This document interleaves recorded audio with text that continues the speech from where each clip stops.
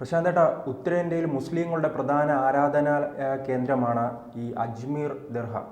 അപ്പോൾ അത് വീണ്ടും ഒരു വിവാദത്തിൽ പെട്ടിരിക്കുകയാണ്. അവിടെ സർവേ നടത്തണമെന്ന് വിഷ്ണു ഗുപ്ത എന്ന ഒരു ആൾ കോടതിയെ സമീപിച്ചിട്ടുണ്ട്. ഇപ്പോൾ അതുമായി ബന്ധപ്പെട്ട് വലിയ വിവാദമാണ് ഉയർന്നു വരുന്നത്. അതിന് സമാനമായി തന്നെ ഈ ഉത്തർപ്രദേശിലും ഇപ്പോൾ ഒരു സംഭവം നടക്കുന്നുണ്ടല്ലോ. അത് കോടതി ആവശ്യപ്പെട്ടിട്ടുണ്ട് സർവേ നടത്തണമെന്ന്. പക്ഷേ അതിനെ തുടർന്ന് വലിയ കലാപം ഉണ്ടാകുകയും 5 പേർ മരണപ്പെടുകയും ചെയ്തിട്ടുണ്ട്. തുടർന്ന് ഇപ്പോൾ സുപ്രീം കോടതി ആ സർവേ നിർത്തിവെക്കുവാനാണ് ഉത്തരവിട്ടിരിക്കുന്നത്. എന്തായാലും ഉത്തരേന്ത്യയിൽ വീണ്ടും ഈ മസ്ജിദുകളുമായി ബന്ധപ്പെട്ട് തർക്കങ്ങൾ രൂപപ്പെട്ടു വരികയാണ്.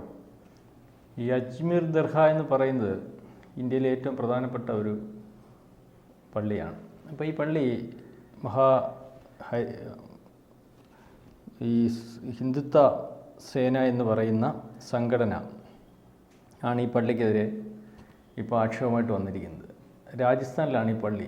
കാരണം ലോകപ്രശസ്തമായിട്ടുള്ള പള്ളിയാണ്. ഹിന്ദു, മുസ്ലിം, ക്രിസ്ത്യാനികളൊക്കെ ഒരുപോലെ ആദരിക്കുന്നു. അതുപോലെ ഈ നമ്മുടെ പ്രധാനമന്ത്രി പോലും അവിടെ പട്ട് കൊടുത്തുവിടുന്ന ഒരു രീതിയൊക്കെ ഉള്ള ഒരു പള്ളിയാണ്. ഒരു സൂഫി വര്യൻ്റെ 13-ാം നൂറ്റാണ്ടിൽ അദ്ദേഹത്തിൻ്റെ ഓർമ്മ പുതുക്കുന്ന രീതിയിലൊക്കെയാണ് ആ പള്ളിയുടെ ഒരു ചരിത്രം.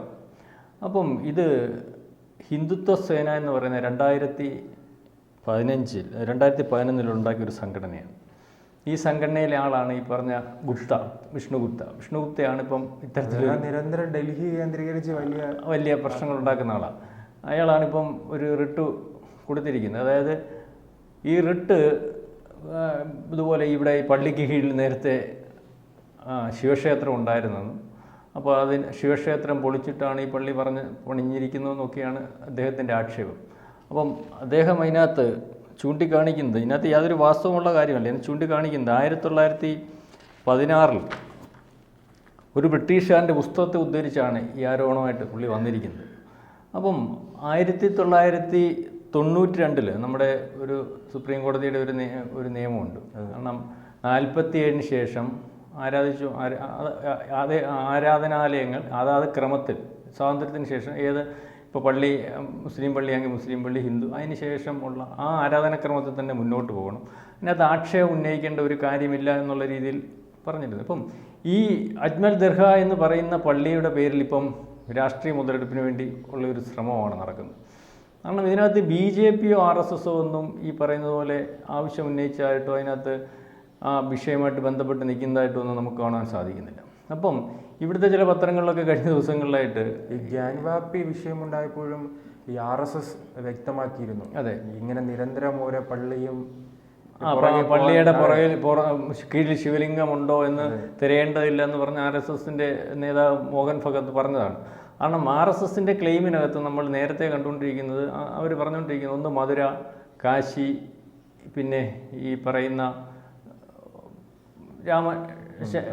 അയോധ്യ.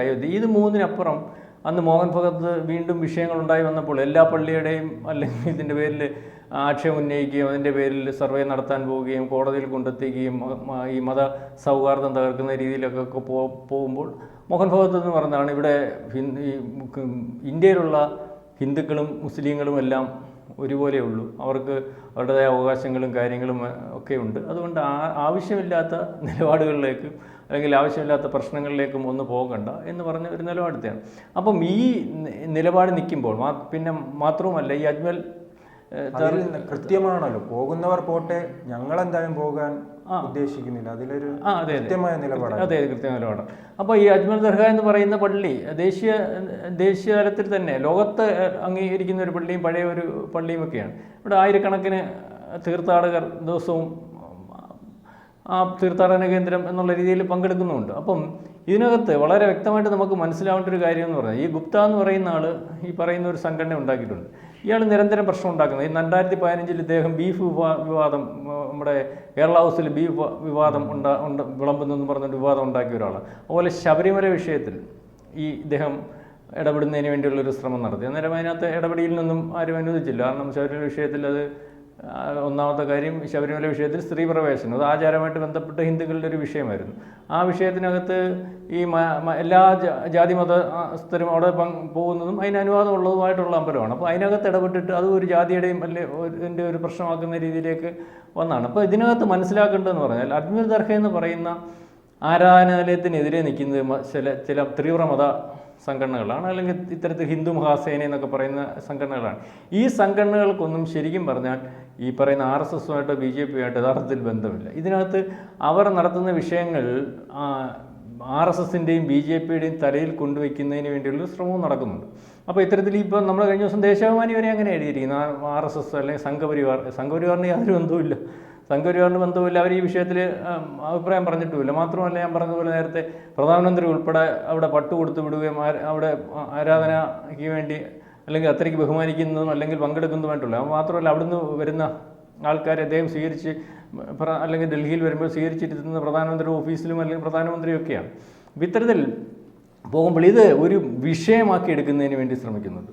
അപ്പം ഈ പറയുന്നത് പോലെ കഴിഞ്ഞ ദിവസങ്ങളിൽ നമ്മൾ പത്രങ്ങളിൽ വന്നില്ലേ, ദേശാഭിമാനി ഉൾപ്പെടെയുള്ള പത്രങ്ങൾ നമ്മൾ വായിക്കുമ്പം ഇതുപോലെ അജ്മൽ ദർഗയും സംഘപരിവാർ പിടിച്ചടക്കാൻ വേണ്ടി ശ്രമിക്കുന്നു. അപ്പോൾ ഈ ഹിന്ദു സംഘടനകളെന്ന് പറഞ്ഞു കേൾക്കുമ്പോൾ ഉടനെ അതിൻ്റെ എല്ലാം കയറുമ്പോൾ സംഘപരിവാറിനും BJPക്കും ഒക്കെ വരുന്നൊരവസ്ഥയുണ്ട്.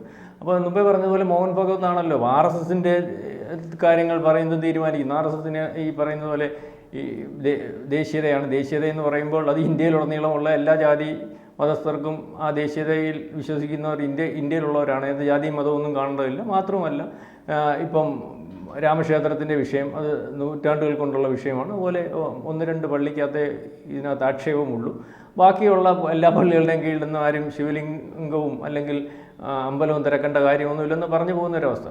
അപ്പം ഇത് പറയുന്നതിന് കാരണം എന്ന് പറഞ്ഞാൽ നമുക്ക് ശ്രദ്ധിക്കേണ്ടത്, നമുക്ക് കേരളത്തിലെ ഇത് പരിശോധിക്കുമ്പോൾ ഇത് ഹനുമാൻ സേന എന്ന് പറഞ്ഞൊരു സംഘം ശ്രദ്ധിച്ചിട്ടുണ്ടോ? ഹനുമാൻ സേന ഇവർ ഏറ്റവും വലിയ സാമൂഹ്യ വിരുദ്ധരെല്ലാം കൂടെ ഒരു പേരിട്ട് ഉണ്ടാക്കിയിട്ട് ആ സാമൂഹ്യ വിരുദ്ധ പണി നടത്തും. ഇവരെമാരെ ഏറ്റവും അവസാനം പരിശോധിച്ച് മുപ്പവന്മാരുടെ ഒരു കടന്നുകയറ്റം കുറവാണ്. ഏറ്റവും അവസാനം പരിശോധിച്ച് ലോകത്തുള്ള ഗുണ്ടാ സംഘങ്ങളും ക്രിമിനൽ സംഘങ്ങളും എല്ലാം കൂടെ ഉണ്ടാക്കിയ ഒരു സാധനം. കാരണം ആരെങ്കിലും ഒരു ചാരിറ്റിയുടെ മറവിലൊരു സംഘടന ഉണ്ടാക്കാൻ അനുവാദമുണ്ടല്ലോ. നമുക്കിപ്പോൾ നമ്മളുണ്ടാക്കിയാലും അതിനാർക്കൊന്നും പറയാൻ പറ്റത്തില്ല.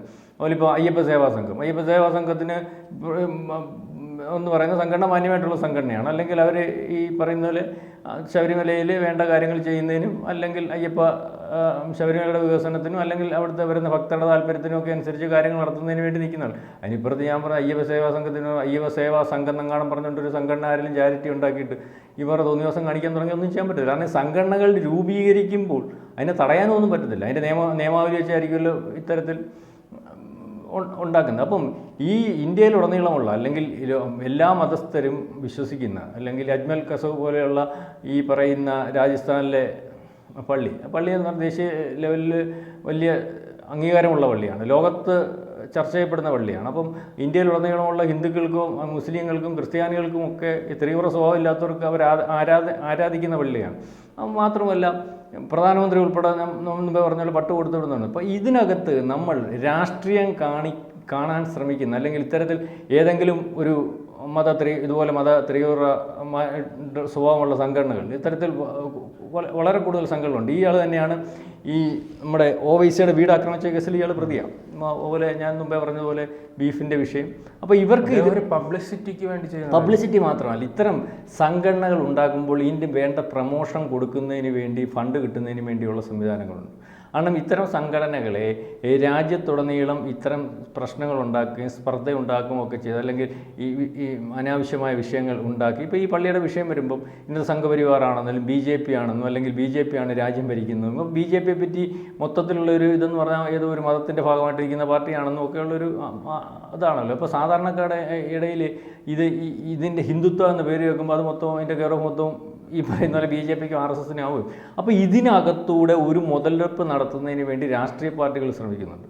ഒരുപക്ഷേ ഈ രാഷ്ട്രീയ പാർട്ടികൾ അതിനു വേണ്ടിയാണ് ഇത്തരത്തിലുള്ള ആൾക്കാർ ഹിന്ദുത്വ സേന എന്നൊക്കെ പറഞ്ഞു വരുമ്പോൾ എല്ലാവരും വിചാരിക്കും BJPയുടെ ഭാഗം. ഇത് BJPയുടെ ഭാഗമാകണമെന്നില്ല. അല്ലെങ്കിൽ ഏതെങ്കിലും രാഷ്ട്രീയ പാർട്ടിയുടെ അല്ലെങ്കിൽ നമ്മുടെ രാജ്യവിരുദ്ധ ശക്തികളുടെ കൂടെ വയ്ക്കുന്ന ആൾക്കാർ പ്രൊമോട്ട് ചെയ്യുന്നതാവും. അതുകൊണ്ട് ഞാൻ പറഞ്ഞ ഫണ്ട് കിട്ടുമെന്ന്. ഏത് തീവ്ര സ്വഭാവമുള്ള സംഘടനകളും ഒരു രാജ്യത്ത് പ്രവർത്തിക്കുമ്പോൾ ആ തീവ്ര സ്വഭാവത്തിലേക്ക് പോകുമ്പോൾ ആ രാജ്യത്ത് വിഷയങ്ങളുണ്ടാവും.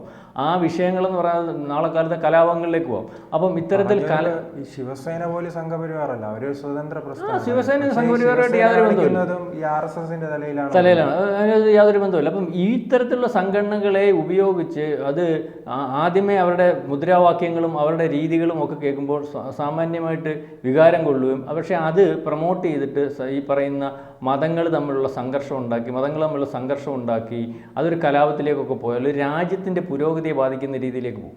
സാധാരണക്കാരായിട്ടുള്ള ജനങ്ങളുടെ ഇടയിൽ പ്രശ്നമുണ്ടാകും. അപ്പോൾ രാജ്യ പുരോഗതിക്ക് പ്രശ്നമായിട്ട് നിൽക്കുന്ന ആൾക്കാരുടെ കൂട്ടായ്മ അല്ലെങ്കിൽ അവരുടെ ഫണ്ടിൻ്റെയും ഒക്കെ താല്പര്യത്തിനനുസരിച്ച് ഉണ്ടാകുന്ന സംഘടനകളാണ്. അത് ഒരു മതത്തിൻ്റെ അല്ല. ഇപ്പോൾ ഹിന്ദുത്വ എന്ന് പറയുന്ന അജ്മൽ ഈ പള്ളി എന്ന് പറയുമ്പോൾ യാതൊരു കാരണവശാലും ഈ പറയുന്ന തർക്കം ഉണ്ടാക്കേണ്ട പള്ളിയല്ല. അപ്പം തർക്കം ഉണ്ടാക്കിയാൽ അത് ശ്രദ്ധ കേന്ദ്രീകരിക്കുകയും അതിനകത്ത് ലോക ശ്രദ്ധ വരെ കേന്ദ്രീകരിക്കാൻ സാധിക്കുന്നതും അപ്പം ഇത്തരത്തിൽ തർക്കം ഉണ്ടാക്കുന്നത് ആരാണെന്ന് വെച്ചാൽ അവർക്ക് രാജ്യത്തുടനീളമുള്ള ഈ തർക്കത്തിന് താല്പര്യമുള്ളവരുടെ ഫണ്ട് കിട്ടുകയും അല്ലെങ്കിൽ രാജ്യത്തുടനീളം ഇയാളുടെ പേര് ചർച്ച ചെയ്യപ്പെടുകയൊക്കെ ചെയ്യും. അതേസമയം ഇന്ത്യയിലാണെങ്കിൽ അത് വിഷയം ഉടലെടുത്ത് ഇന്ത്യയുടെ സമാധാനപരമായിട്ടുള്ള പോക്കിന് അല്ലെങ്കിൽ പുരോഗതിക്ക് അല്ലെങ്കിൽ ഇന്ത്യയുടെ ഒരു കലാപം ഒക്കെ ഇതിൻ്റെ പേരിൽ ഉണ്ടായിക്കഴിഞ്ഞാൽ അല്ലെങ്കിൽ പരസ്പരം ചേരിതിരിക്കുന്നതിന് വേണ്ടിയൊക്കെ ഉപയോഗിക്കും. അപ്പം ഇത്തരത്തിലുള്ള സംഘടനകൾ യാതൊരു കാരണവശാലും അത് ഗവൺമെൻറ് തലത്തിലായാലും അല്ലെങ്കിൽ ഇപ്പോൾ ഹിന്ദുക്കളായാലും തിരിച്ചറിയണം, മുസ്ലിങ്ങളായാലും തിരിച്ചറിഞ്ഞ് മുന്നോട്ട് പോകണം. അജ്മൽ ദർഗ എന്ന് പറയുന്ന പള്ളിയുടെ കീഴിൽ യാതൊരു കാരണവശാലും ശിവലിംഗം തിരക്കേണ്ട കാര്യം ഇവിടുത്തെ ഹിന്ദുക്കൾക്ക് ഉണ്ട് എന്ന് തോന്നുന്നില്ല. അത്തരത്തിൽ ഹിന്ദുക്കൾ അതിനുവേണ്ടി ശ്രമിച്ചിട്ടുണ്ടെന്ന് തോന്നുന്നില്ല. അതിനുവേണ്ടി നിൽക്കുന്ന ആൾക്കാരെ തിരിച്ചറിയണം. അതുപയോഗിച്ച് രാഷ്ട്രീയം കളിക്കാൻ നടക്കുന്ന രാഷ്ട്രീയ പാർട്ടികളെ നമ്മൾ തിരിച്ചറിയണം.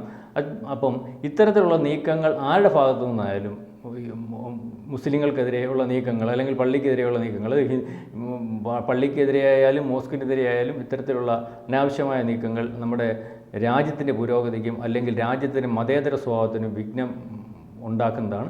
അത് തിരിച്ചറിഞ്ഞ് അതിനെ അമർച്ച ചെയ്ത് പോകേണ്ട ഒരവസ്ഥയോട് മാത്രവുമല്ല ഈ മജിസ്ട്രേറ്റ് അല്ലെങ്കിൽ ആ കോടതി യാതൊരു കാരണവശാലും ഇതിന് നോട്ടീസ് അയക്കേണ്ടതായിട്ടുണ്ടായിരുന്നില്ല. കാരണം 1992 നിയമം അനുസരിച്ച് ഇത്തരത്തിൽ ഒരു നോട്ടീസ് അയക്കാനുള്ള സാധ്യത ഇല്ല. കാരണം 47 ശേഷം ആരാധനാലയങ്ങൾ അതാത് ക്രമത്തിൽ തന്നെ പോകണമെന്ന് നമ്മുടെ സുപ്രീം കോടതി ഉൾപ്പെടെയുള്ള വിധിച്ചിട്ടുള്ള സമയത്ത് ഇത്തരത്തിലൊരു ആക്ഷേപവുമായിട്ട് ചെല്ലുമ്പോൾ ആ നോട്ടീസ് അവിടെ വെച്ച് തന്നെ കോടതിക്ക് തള്ളി കളയാമായിരുന്നു. കോടതി എന്തുകൊണ്ട് നോട്ടീസ് അയച്ച എന്ന് കാര്യം നമുക്കറിയത്തില്ല. ഏതായാലും സുപ്രീം കോടതി ഇപ്പം ഈ മാതിരിയുള്ള നീക്കങ്ങളെ തടഞ്ഞിട്ടുണ്ട്. അതിൻ്റെ മെറിറ്റും ഡീമെറിറ്റും ഒക്കെ കണ്ട് മുന്നോട്ട് പോകുന്ന ഇതാവും നല്ലത്. ഇതിനകത്ത് ഒരു മെറിറ്റും ഉണ്ടെന്ന് എനിക്ക് തോന്നുന്നില്ല.